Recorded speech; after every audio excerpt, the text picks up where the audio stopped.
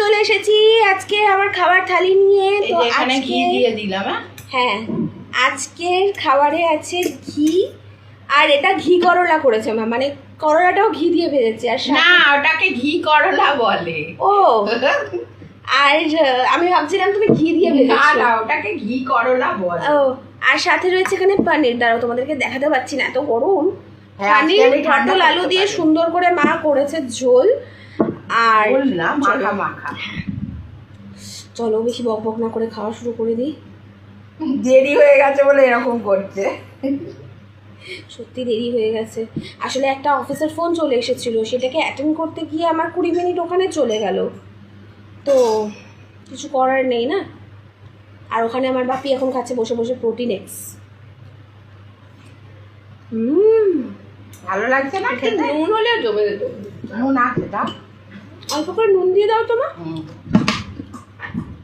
ঘি দিয়ে তো দারুণ লাগবে। একটু নুন, আমি এমনি কাঁচা নুন খেতে ভালোবাসি না, জানো তো বন্ধুরা। বলো মা, আমি খাই না, কাঁচা নুন খেতে চাই না, কিন্তু একটু ঘি খেতে চাই না, কি খাওই না। হ্যাঁ, মানে খুব দরকার না লাগলে। আর একটু ঘি দিয়ে মেখেছি তো, ঘি দিয়ে মাখলে একটু নুন লাগে। ভালো লাগছে। করলা এরকম করে খেলে ভালো লাগে। এটা হচ্ছে কাঁকরোল, এটাকে বলে ঘি করলা। বুঝেছো?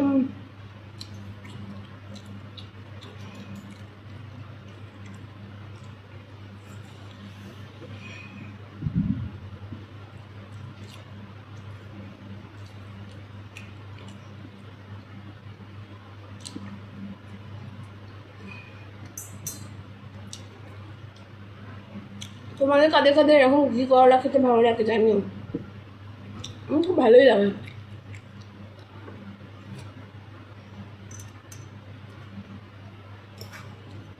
আমি বলি না আমার মেয়ে লক্ষ্মী বন্ধুরা।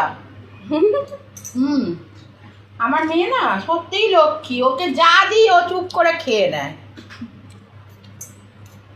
বলে না খাবো না, এই কথাটা বলে না।